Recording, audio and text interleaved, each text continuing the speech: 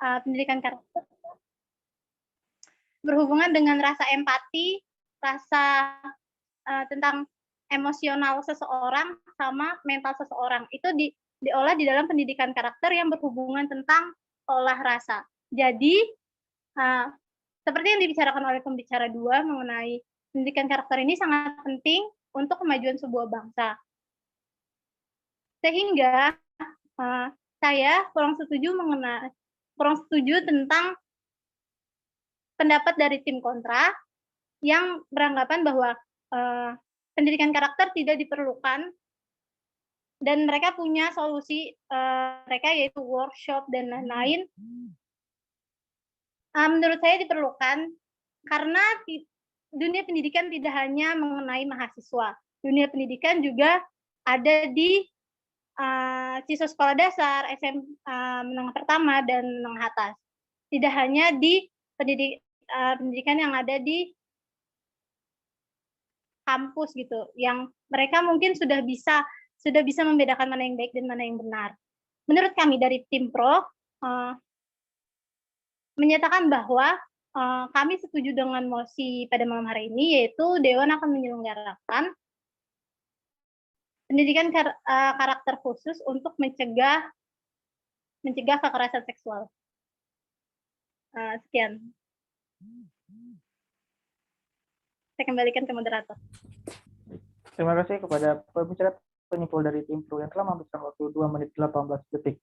Dengan berakhirnya argumentasi yang dibawakan oleh pembicara penyimpul dari tim Pro, maka berakhirlah rangkaian latihan debat pada malam hari ini. Sebelum kita tutup rangkaian kegiatan latihan debat kita pada malam hari ini, kita memasuki kepada sesi penilaian yang akan dinilai oleh juri kita, yaitu Kak Aidil Siti Tuyara. Pada Kak Aidil, silahkan. Bagaimana? Halo semuanya. Assalamualaikum. Halo. Waalaikumsalam warahmatullahi wabarakatuh. Silahkan. Oke, yang pertama makasih banget ya untuk teman-teman udah mau latihan. Ya walaupun masih jauh dari kata baik, cuman udah mencoba sebisanya kayaknya, udah mempersiapkan. Nah di sini aku pertama kali mau membahas terkait ini dulu deh. Pembicara penyimpul dulu aja ya. Yang pertama dari pembicara penyimpulnya sebenarnya terlalu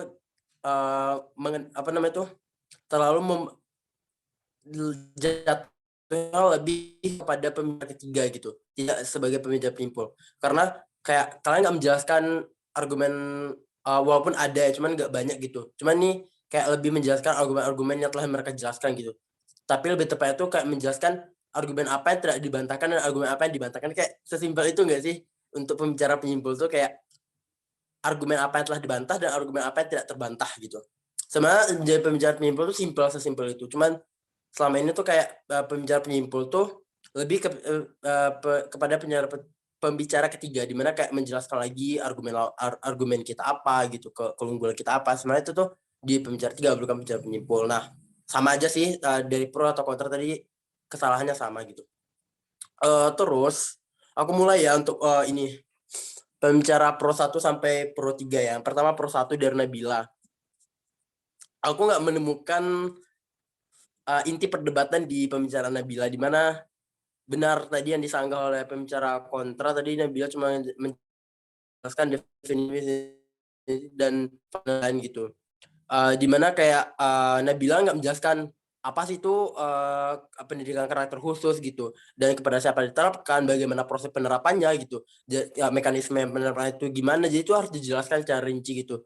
Dan jadi kayak kasus seksual pada tingkat siapa gitu, ini sama sekali nggak dibahas sama Nabila. Jadi kayak walaupun tadi udah diberikan kayak dibilang dua kata kunci tadi kan, itu pendidikan karakter khusus sama kekerasan seksual. Soalnya harus dijelaskan lagi pendidikan karakter khusus itu seperti apa, bagaimana penerapannya, dan bagaimana pendidikan karakter khusus ini bisa berdampak kepada mengurangi kasus-kasus kekerasan seksual gitu. Kayak dijelaskan bagaimana mekanismenya gitu. Nggak cuma dibilang doang, disebutin doang gitu. Terus ini tidak ada sanggahan kepada Mosi. Maksudnya tuh ini, Nabila tuh cuman kayak kembali tadi kayak menjelaskan definisi, tapi nggak bilang Mosi ini kenapa kalau tidak kalau pendidikan karakter khususnya tidak diterapkan pada masyarakat Indonesia, dampaknya seperti apa gitu. Kayak gitu. Terus yang ketiga, tidak menjelaskan, ya udah tadi, tidak menjelaskan kenapa harus pendidikan karakter. Nah, jadi kalau sebagai tim pro kita harus menjelaskan kenapa mosi ini layak untuk dipertahankan atau diterapkan di Indonesia gitu. Kayak tadi misalnya pendidikan karakter, kenapa sih mosi ini layak untuk diterapkan gitu. Misalnya yang pertama, pendidikan karakter masyarakat Indonesia masih kurang gitu. Kenapa masih kurang? Karena mungkin anak-anaknya ketika di sekolah masih banyak tentang bermain dan lain sebagainya, sehingga tidak terlalu diperkuatkan dengan pendidikan karakter gitu. Dijelaskan lagi karakter itu seperti apa dan karakter seperti apa yang terbentuk ketika pendidikan karakternya diterapkan gitu. Terus Boleh bertanya, Pak? oh ya, gimana? Kalau bikin kayak gitu tuh boleh ada inian nggak sih kayak batasan gitu? Misal kita ngebahas kalau dunia pendidikan itu kan ada kayak tadi ada mahasiswa, ada yang masih sekolah kan. Nah, itu boleh dibatasin nggak sih? Boleh kita banget. Sekolah aja, ngebahas mahasiswa aja gitu. Boleh banget. Itu kan tugas dari Pro 1 kan. Ya kan, karena kamu Pro 1 jadi kayak itu ada di kendali kamu gitu. Kamu mau baik pada perdebatan ini kita membatasi di mana yang akan kita berbatasi, yang kita berikan adalah pendidikan karakter pada anak-anak SD gitu. Sehingga ketika tim kontra mengatakan pendidikan karakter diterapkan pada mahasiswa atau dosen-dosen, maka hal ini tidak dapat kita terapkan gitu. Ya kayak itu apa sih namanya tuh, limitasi perdebatan. Itu dibuat oleh tim Pro. Itu boleh banget. Kayak mau menjelaskan rentang umur atau rentang wilayah yang kita bahas itu boleh banget. Ya gimana Rio? Oh ya tadi juga makanya kami agak bingung juga gitu. Karena ya emang itu gak ada limitasinya dalam perdebatan yang tadi itu. Jadi cakupannya general gitu. Sebenarnya kalau nggak ada limitasi, tim kontra membuat limitasi gitu. Oke, lanjutin ya. Dari Rio ini kan kontra 1, kontra 2 ya. Langsung aku gabungin aja ya ininya. Apa namanya tuh? Penjuriannya. Yang pertama, solusinya terlalu banyak. Jadi kalau solusinya cukup satu aja. Jadi kayak kalau solusinya tuh terlalu banyak, jadi kayak kelihatan nggak fokus gitu loh. Ini sebenarnya tim kontra mau solusinya yang gimana sih gitu. Boleh banyak tapi bersangkutan gitu. Misal kayak kalian menjelaskan solusi kami adalah dengan cara memperbaiki karakter lingkungan sosial gitu. Dijelaskan lagi nih dengan cara tahapan seperti memberikan workshop, memberikan buku panduan dan lain-lain. Jadi jangan dipecah-pecah solusi itu. Jadi kalau solusi itu emang harus satu dan walaupun mau banyak solusi dirangkaikan dalam dalam satu kalimat gitu. Jadi kayak kelihatannya kita hanya memberikan satu solusi gitu, walaupun dalam satu solusi tadi mengharuskan kita untuk melakukan banyak kegiatan atau banyak hal gitu. Itu boleh. Nah, kekurangannya itu tadi kayak solusinya terlalu banyak banget. Solusinya itu ada 3 atau 4 ya tadi itu. Memperlingkungan tidak efektif selama workshop. 4 ya, buku panduan juga ya tadi itu. Nah, itu jadi kayak boleh satu aja gitu. Boleh 4, cuman dijadikan satu itu. Dirangkum dalam satu solusi yang jelas gitu. Soalnya kalau banyak solusi kayak kelihatan banget kalau kita tuh nggak terlalu konsisten. Terus untuk yang di pembicara 2 Rio itu aku tuh nggak menemukan argumen baru di mana dia cuma mengulang lagi argumen-argumen yang dari pembicara itu. Mungkin ini wajar aja terjadi karena mungkin yang melakukannya satu orang gitu kan. Jadi kayak masih kebayang-bayang argumen sebelumnya. Boleh sebenarnya tidak menambahkan argumen. Boleh sebenarnya tuh nggak menambahkan argumen baru, tapi dengan catatan kayak diberikan penjelasan lebih rinci atau diberikan contoh lebih mendetail gitu. Jadi kayak nggak apa-apa, mungkin pembicara 1 tadi udah menjelaskan memperbaiki lingkungan gitu. Nah di pembicara 2 muncul lagi itu nggak apa-apa, tapi dijelaskan lagi memperbaiki lingkungan nih mekanismenya gimana, prosedurnya gimana, kenapa ini bisa dapat efektif dan dampak pada jangka panjangnya gimana gitu. Jadi kayak dijelasin lagi lebih detail di pembicara selanjutnya kalau ingin mengulang argumen yang sudah ada gitu. Jangan kemudian tadi pembicara 2 tuh yang paling ternotis tuh kayak memperbaiki lingkungan sama ini workshop, di mana itu kayak dimunculkan lagi tapi tidak ditambahkan dengan diperkuat gitu. Boleh kalau dimunculkan lagi tapi harus diperkuat gitu. Jelaskan lagi secara detail. Terus ada nih, semua tuh tadi tuh aku agak heran ya kayak memperbaiki lingkungan, tapi dari tim kontra tuh nggak menjelaskan memperbaiki lingkungan tuh caranya gimana gitu dan bagaimana cara meyakinkan bahwasannya lingkungan ini dapat berubah secara konsisten, secara menyeluruh gitu. Kita katakan lingkungan itu bukan terjadi dari satu individu atau dua individu kan, di mana lingkungan itu terjadi ada pengurusnya dan juga ada masyarakatnya gitu kan. Nah, bagaimana kemudian cara efektif biar nantinya kayak lingkungan ini bisa berubah secara keseluruhan gitu. Dimana kita mengubah untuk satu karakter orang aja udah susah gitu kan, apalagi itu untuk memperbaiki lingkungan kan kayak sedikit tidak masuk akal gitu. Walaupun bisa, tapi kayak penjelasannya secara rinci itu nggak dijelaskan gitu. Walaupun tadi diberikan kayak memberikan workshop gitu. Dan bagaimana workshop ini bisa berjalan efektif gitu kan nggak dijelaskan. Mungkin workshop yang diberikan adalah workshop yang dilakukan secara menyeluruh rutin sekali seminggu, yang dimana wajibkan warga untuk hadir gitu. Dan bagaimana cara warga itu wajib hadir dan tidak bolong-bolong kan, kalau cuma yang hadir kan cuma 10-5 orang kan nggak guna juga gitu kan workshopnya gitu. Dan itu tidak dijelaskan oleh tim kontra bagaimana cara membuat workshop itu dapat berjalan secara baik, konsisten, dan juga masyarakat ikut berpartisipasi dalam hal ini gitu. Itu. Terus pembicara kedua Risma, pembicara 2 Pro ya berarti Risma. Nah ini, dari Risma tuh yang pertama dari sanggahan ya. Kalau misalnya kita memberi jawaban sanggahan ya, misal tadi kan disanggah sama Rio tuh. Nah dijawab tuh sama Risma. Nah, nggak usah ditanya ulang gitu. Apakah sudah mengerti? Nggak usah. Jadi kayak kalau udah dijawab sanggahan, yaudah kita kayak menyanggah, habis nyanggah kita masuk ke argumen kita. Jadi kayak nggak usah apakah sudah paham, apakah sudah mencukupi jawabannya, nggak usah. Jadi kayak langsung aja setelah kita berikan sanggahan, habis itu kita masuk ke argumen kita gitu. Terus kalau misalnya kita nggak paham dengan pertanyaan sanggahan gitu, atau kita nggak tahu dengan sanggahan kita, nah itu kita bisa pakai kata-kata pertanyaan yang saudara ajukan akan terjawab dengan argumentasi saya selanjutnya gitu, walaupun nanti kita nggak menjelaskan apa yang disanggah gitu. Jadi kayak itu boleh aja, daripada kita diam atau kita bilang maaf saya tidak tahu atau maaf saya tidak menguasai emosi. Itu nggak boleh banget. Jadi kayak lebih baik kita bilang terima kasih atas sanggahannya, jawaban sanggahan Anda akan terjawab dengan argumen saya berikutnya gitu. Terus nih dari Risma tuh juga tadi kelamaan banget menyanggah. Jadi kayak Risma tuh lama banget memberikan penjelasan tentang pembicara dari Pro 1 gitu, dan juga menyanggah dari kontra 1. Jadi kayak dia kehabisan waktu banyak banget, lebih dari 50%-nya untuk menyanggah dan juga menjelaskan.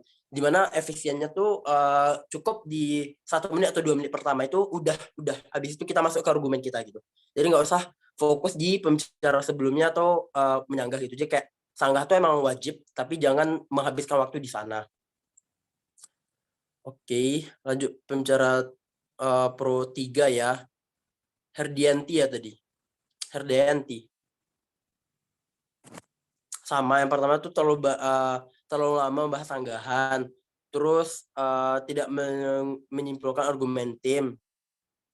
Tidak menyimpulkan argumen tim dalam artian karena terlalu banyak sanggahan gitu kan, jadi kayak argumen-argumen tim yang sebelumnya itu harusnya muncul lagi. Jadi pembicara 3 tuh misal nih ya, pembicara 1, pembicara 2 udah menyampaikan gitu kan argumen tim kita ABC gitu. Misal pembicara 1 membahas terkait ekonomi, pembicara 2 membahas terkait sosial budaya gitu. Nah pembicara 3 itu muncul lagi 2 argumen tadi, yaitu ekonomi dan sosial budaya, di mana tugas pembicara 3 itu lebih mendetailkan lagi apa-apa yang telah disampaikan oleh pembicara 1-2. Misal pembicara 1-2 belum menyebutkan contoh dan juga ya contohnya gitu. Jadi dimunculkan contohnya, mekanisme gimana gitu. Jadi secara lebih detail.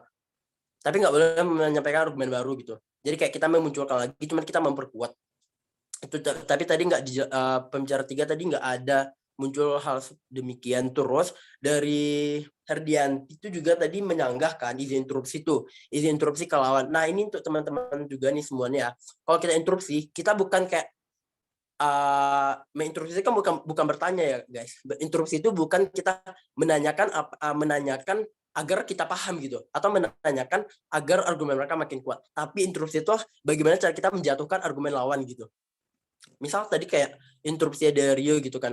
Berikan saya contoh gitu. Jadi kayak berikan saya contoh yang realistis gitu kan. Jadi kayak itu kan lebih kepada kita menjatuhkan mereka, bisa nggak sih mereka gitu, dibandingkan kita menanya berarti menurut kalian adalah faktor-faktor lebih utama gitu. Jadi kayak itu menurut aku kita lebih kayak membuat mereka lebih yakin dengan argumen mereka. Jadi kalau misalnya mau seperti itu, kita harus kasih contoh dulu yang dimana nanti menyanggah argumen mereka. Misal seperti ini, dimana penelitian dilakukan oleh Dr. A, dimana lingkungan tidak berpengaruh kepada pendidikan kreator, dan bagaimana dan kenapa tim kontra mengatakan bahwasanya faktor-faktor ini adalah hal yang penting gitu. Jadi kayak itu kita menyanggah mereka sekali, menyanggah gitu kan, interupsi gitu. Jadi kayak bukan berarti kita ingin memperjelas argumen mereka, atau bukan kita ingin ingin tahu tentang jawaban mereka, tapi kita lebih tepatnya untuk menjatuhkan argumen lawan tersebut gitu. Terus tadi juga Herdianti itu juga ini interupsinya cepat banget di detik ke 0039, padahal itu kan aturannya itu di menit pertama ya sampai menit keempat.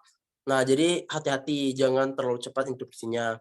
Terus interupsinya terlalu panjang. Jadi kalau nginterupsi itu karena waktu cuma 15 detik kan. Tadi juga udah dijelasin sama MC-nya. Interupsi cuma 15 detik. Jadi nggak usah mencari penjelasan gitu. Jadi kayak langsung ke intinya set gitu. Gitu. Ini kontra 3 dini. Kontra 3 dini ya tadi. Sama sih dengan Herdianti tadi, tidak menegaskan ulang argumen lawan. Jadi kayak harusnya tuh ditegaskan ulang lagi gitu loh, argumen tim gitu, bukan lawan, argumen tim. Jadi kayak argumen tim kita tuh apa, dan kita berikan contoh-contoh lebih realistis, berikan sebuah mekanisme yang memungkinkan gitu. Atau karena di tim kontra kan membutuhkan solusi kan, karena membutuhkan solusi, jadi kayak solusinya tuh lebih diperjelas lagi di penjara 3 gitu. Jadi misal kayak workshopnya mau seperti apa, bagaimana workshop akan dilakukan, bagaimana workshop ini dapat menyeluruh dan tersampaikan kepada seluruh masyarakat, dan bagaimana kontribusi masyarakat penuh kepada workshop ini gitu. Dan bagaimana nanti dapat jelas hasil outputnya gitu. Terus tadi juga ada beberapa kata-kata dari Dini tuh mengatakan kayak bisa jadi lingkungan adalah pembentuk karakter. Nah, itu ada kata-kata bisa jadi gitu kan. Jadi kayak kalau kata-kata seperti itu sedikit ambigu, di mana kita tidak terlalu yakin dengan apa yang kita ucapkan gitu. Kenapa nggak langsung bilang aja, di mana salah satu pembentuk karakter seorang adalah terbentuk dari lingkungannya, di mana ketika seorang yang lahir di lingkungan jelek maka akan menghasilkan sebuah karakter yang jelek gitu. Jadi kayak itu lebih lebih meyakinkan pendengar kita dibanding kalau kita bisa jadi dibandingkan aku bilang bisa jadi pembentuk karakter adalah lingkungan gitu. Jadi kayak bisa jadi berarti nggak pasti gitu. Walaupun kita nggak tahu faktanya ya, tapi langsung dibilang aja salah satu pembentuk karakter ada dari lingkungan itu. Jadi, terus kita logikakan kenapa ini bisa berdampak membentuk karakter gitu dan lain-lain gitu. Itu aja sih guys. Kencang banget ya aku ngomongnya, astaga. Makasih Kak. Ya, santai kok, aman. Iya. Lanjut deh kalau masih ada. Kecepatan nggak aku ngomongnya? Sebenarnya itu aja sih mau aku sampaikan tadi tuh. Terus untuk ini pemenang debat, aku nggak ngasih pemenang, nggak ada yang menang. Soalnya sama-sama terlalu stuck menurut aku. Jadi nggak ada yang pemenangnya ya, untuk kali ini nggak ada pemenangnya. Terus tapi kalau untuk best speaker-nya untuk teman-teman yang lain tuh, menurut aku tadi tuh pembicaraan dari Rio itu udah mulai lumayan udah bagus sih dari Rio, dimana kayak mulai dari instruksinya tuh udah langsung saset gitu, langsung to the point. Terus juga penyampaian argumennya lebih terstruktur, lebih jelas, walaupun mungkin masih pengembangannya masih terlalu dangkal gitu ya. Jadi jadi argumen itu nggak dijelaskan secara rinci atau secara mendetail gitu, masih dangkal banget gitu. Itu cuma tapi udah bagus sih dari, tinggal di sering-sering ini aja sih, tinggal dimantap-mantapin lagi untuk selanjutnya tuh kayak inti dari perdebat tuh sebenarnya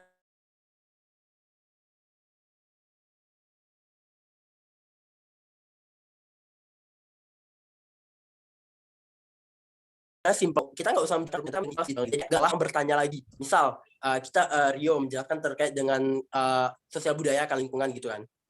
Inginnya membahas lingkungan, dijelaskan secara detail kayak lingkungan itu apa, kenapa lingkungan ini berdampak kepada karakter seorang, kenapa hal ini harus dilihatkan, dipentingkan, diutamakan dibandingkan kita mementingkan pendidikan karakter gitu. Misal dari lingkungan itu terbentuk dikarenakan interaksi antara seorang, di mana ketika interaksi seorang ini berlanjut maka kita sebagai makhluk sosial maka akan terpengaruhi untuk terus melakukan hal-hal yang jelek gitu. Jadi kayak kenapa hal ini bisa berdampak baik gitu.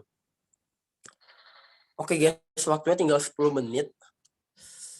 Aku nggak tahu, kayaknya ngomong terlalu cepat sih. Cuma sengaja lebih cepat sih tadi ngomongnya karena mengingat waktu dan juga ini kita sih. Zoom kita tidak premium, mohon maaf. Iya. Atau ini langsung kita ini apa tuh screenshot. Ambil Ada gambar. yang mau nanya dulu ya, foto dulu deh. Yuk foto Iya. dulu guys. Ramah.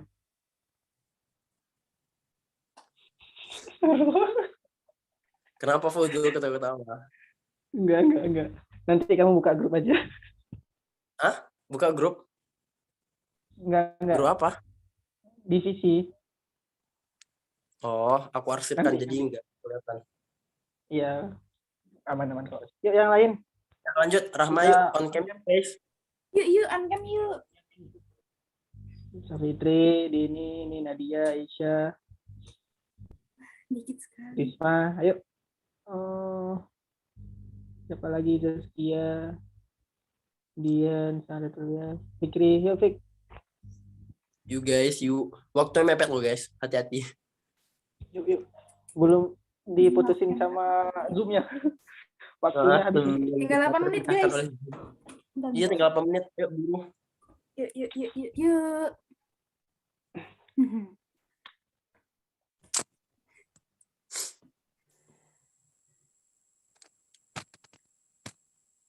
Yuk, hitung ya. Oke. Oke. 1, 2, 3. Oke.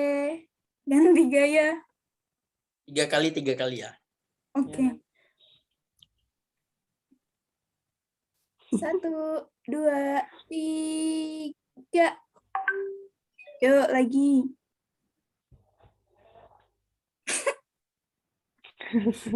Kenapa ketawa kalian? Ketawain aku, Po. Ayo. 1, 2, 3. Oke, sip. Sip, oke. Sebelum aku tutup, ada mau nanya nggak nih dari pembicara? Ada mau ditanyain nggak? Nggak ada, Kak. Nggak ada. Kita latihan offline yuk, guys. Kita latihan bareng, belajar bareng offline yuk. Di mana Iya. gitu? Malamnya. Bisa sih. Ya ini tadi best speaker-nya siapa? Rio. Cuma pemenangnya nggak ada ya, guys. Tim pro kontra sama-sama nggak ada yang menang dikarenakan nggak ada yang mendetail banget tadi argumennya. Masih dangkal banget. Siap. Terima kasih, Dil. Oke, aku sudahi sebagai juri, aku kembalikan kepada Fadul. Terima kasih. Assalamualaikum. Waalaikumsalam warahmatullahi wabarakatuh. Terima kasih Pak Aidil yang sudah memberikan sedikit tidaknya masukan, saran, dan ilmu baru kepada kita semuanya. Semoga ke depan lebih baik lagi untuk kita semuanya. Baik, dengan berakhirnya paparan penilaian dari Dewan Juri yaitu Pak Aidil, maka berakhir pula tugas saya di sini memimpin kegiatan latihan sampai detik ini. Saya Fadul Hadi Erlangga, pamit undur diri, kembali ke MC. Baik, terima kasih kepada Kak Fauzul yang sudah memandu perdebatan pada malam hari ini. Baik teman-teman, karena waktunya juga udah mau habis, saya Wahyu Rahmah selaku MC pamit undur diri. Mohon maaf apabila ada salah kata dan salah perbuatan pada malam hari ini. Terima kasih kepada teman-teman semua yang sudah meluangkan waktunya untuk menyaksikan latihan debat pada malam hari ini. Sampai jumpa di latihan debat berikutnya dan selamat malam. Malam, bye-bye guys. Terima kasih. Malam, Kak. Selamat nongki, selamat bucin. Dadah. Bye-bye. Oke. Selamat istirahat. Ramah parah sih Ramah. Aduh. Mari kita lanjutkan di grup. Makasih semuanya. Izin live. Oke. Oke, terima kasih ya teman-teman. Aku end meeting ya. Bye-bye. Selamat malam.